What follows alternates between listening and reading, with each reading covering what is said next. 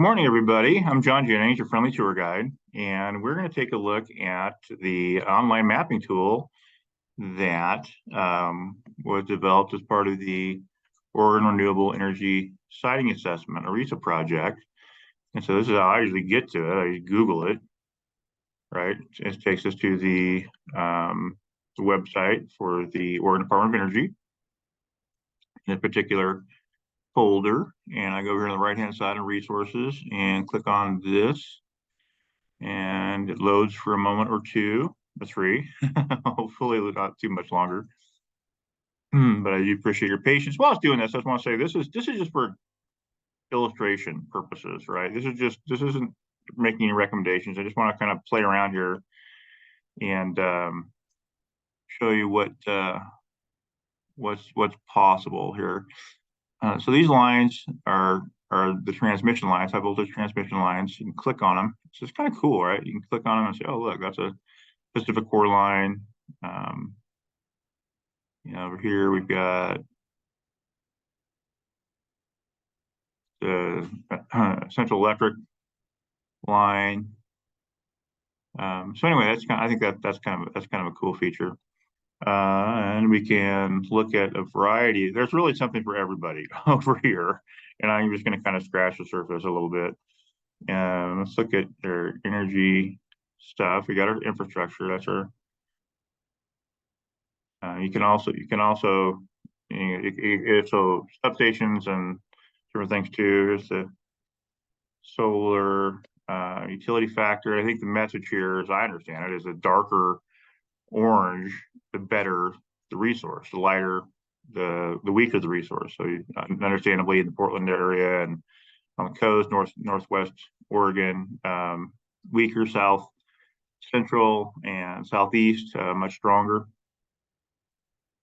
there.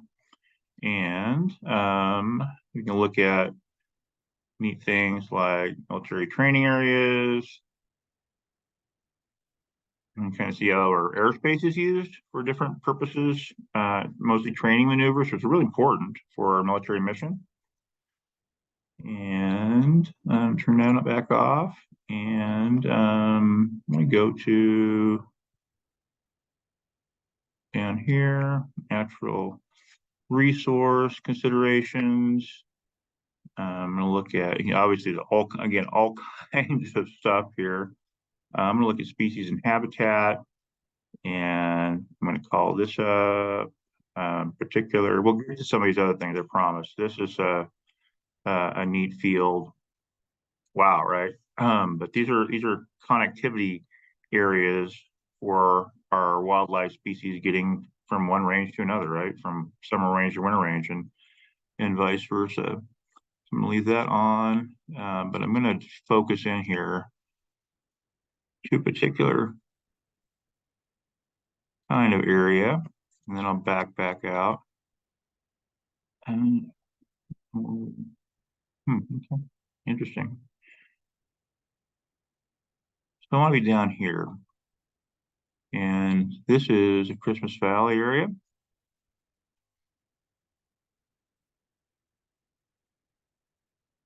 And you can see that it's the lake, Christmas Valley. Right, so a little unincorporated community of Christmas Valley, North Lake County, Oregon. And this is a highway. And coming into town, this is Park Road, and then Aspen Street. So I believe that our meeting is going to be right here. Okay, I think that's the booster building. All right, let's zoom back out here again. Little ways, and I'm going to pivot here a little bit. I want to get a report. So this kind of changes the setting over here, and you go through. You can put anything in here. I'm going to call my map drop time. Drop time.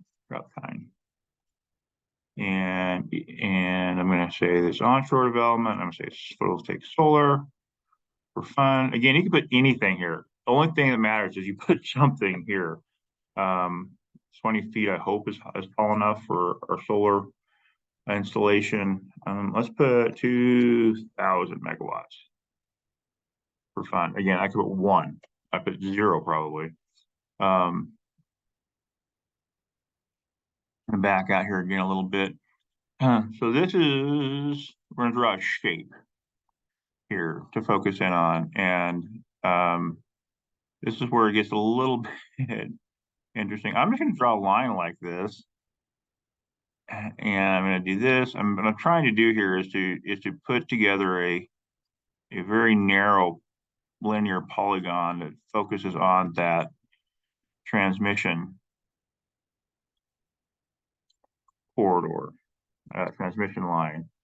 There's a 115 kV line from mid-state. I'm going to buffer it, buffer 5 miles. And that might be a good buffer, it might not. I don't know, right? Maybe the right buffer is 1 mile. Maybe it's 20. I don't know. Maybe it's different buffers. Maybe it's different sizes for different size of lines. I don't know. But this is what I'm just going to do for this one. And you want to hit apply, or it won't work, and then you'll be disappointed. So I'm going to hit next, and I'm going to select just the natural resource considerations. That's what I want. And I'm just going to hit intersect relevant results. What this means is that there's resources out here that are not in our area. It won't show them. It won't come up in our report, which is fine because we don't need them. So it may take a little bit. I'm going to pause here while this goes on.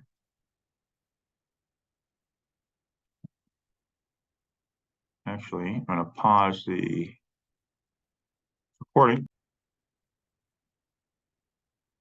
Okay, so our information loaded there. We came up with a variety of military areas and natural resources, which we called out. And we're here on our left is kind of interesting, I think. Our drop time project, this area, which represents about a 10-mile corridor centered on this transmission line, about 150,000 acres, actually 149,000.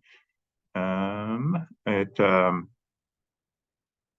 includes this sort of combination. This is cool, right?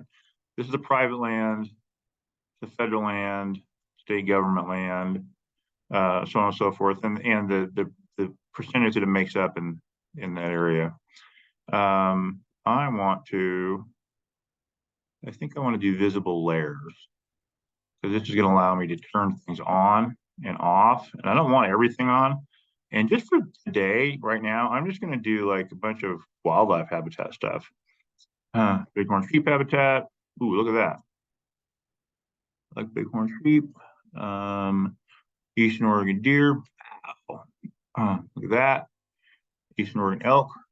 Wow. Awesome. Sage grouse low density. A little bit. You notice there is no core, sage grouse core habitat, because there is no core habitat within this corridor. So I want to do this. I want to print a map, which is a little misleading because it doesn't actually print so much as help you get. We'll call our map drop time.